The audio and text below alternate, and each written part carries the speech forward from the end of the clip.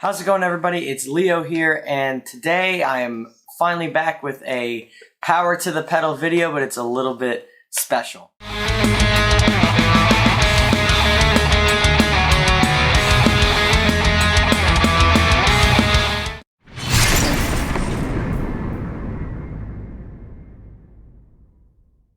Three weeks ago or so, 2 weeks ago, I finally received my JHS Notaklon DIY pedal kit.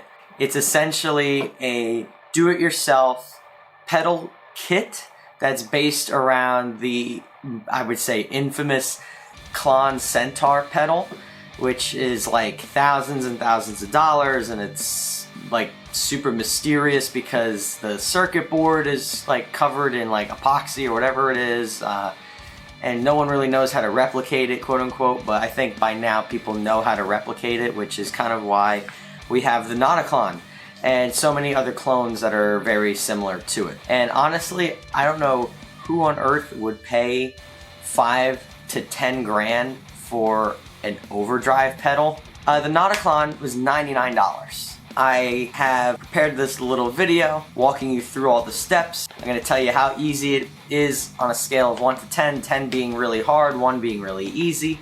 And right now you're going to hear just a little bit of what it sounds like.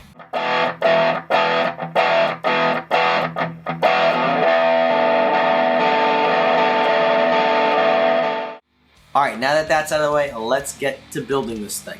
First of all, full disclosure, you will need a couple of extra tools. You'll need some pliers, some needle nose pliers.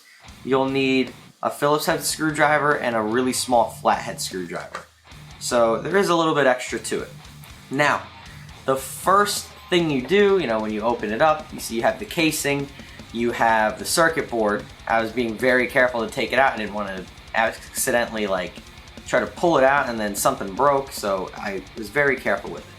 And the circuit board is snappable, meaning you're supposed to snap it in half, snap off the edges, and even snap off those little wrenches that are attached to it, because you're going to need them, because they're the specific size for what you're using. So first things first, after you snap everything off, it's time to take that little cable and line it up into the first circuit board, which is where the volume knobs are. I don't remember what it's called. The potentiometer, there we go. The potentiometer PCB. That's what you're going to first attach it into. And then you're going to put it into the casing, and then you're going to just tighten up the 3 little washers and nuts. And they are very clear that they do not want you to over tighten these things. The input output and the foot switch PCB, you throw over a little washer, and then you put it inside the casing and add another washer and then another nut to it. And I had to really go in and make sure that everything was flush, because I was putting it in and sometimes the input and output jacks were like a little bit slanted, so I had to go in with the pliers and just lightly move them to get them into place, and then tighten everything down. And then you can insert the jack nuts and washers and tighten those up, and then you finally attach in the other end of the cable into the input output PCB. After that, the volume, the gain, and the treble knobs go on. So you just bring them all the way down to the beginning, or to 7 o'clock they say. Then you use a really small flathead screwdriver to just kind of untighten them, place them down, make sure that they're in the right spot, and then tighten them in again.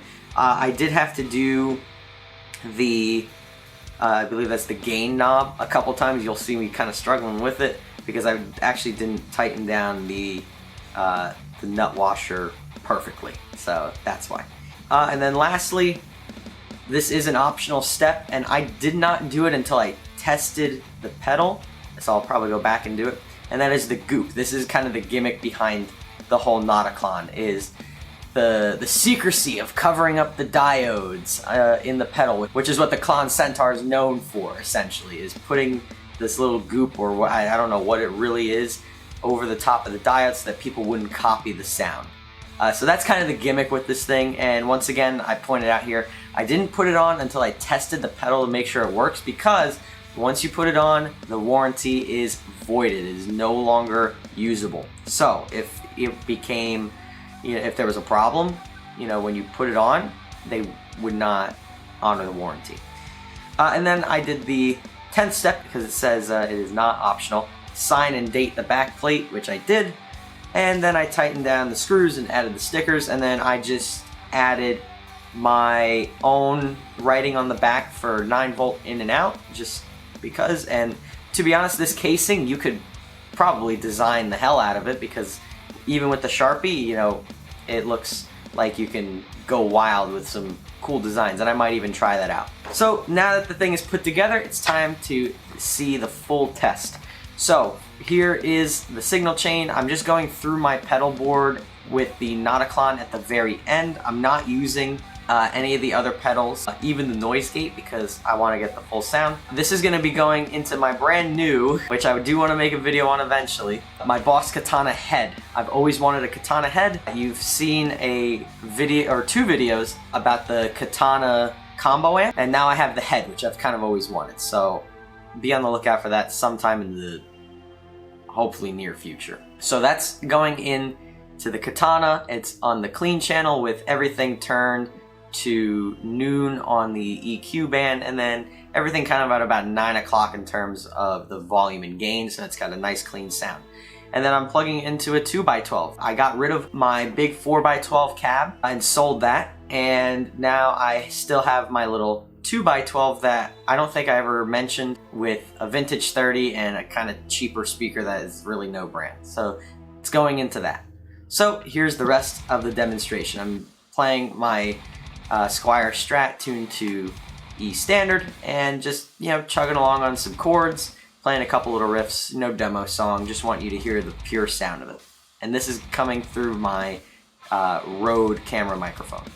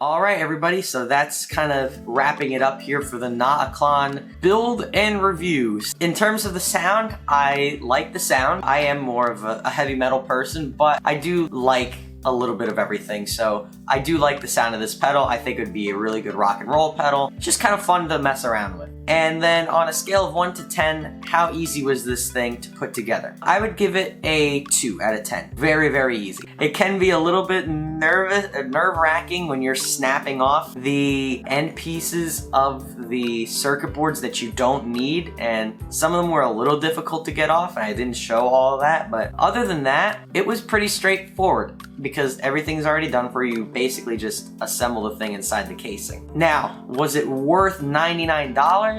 At the end of the day, you're going to support a small pedal company, JHS, who have a YouTube channel of their own.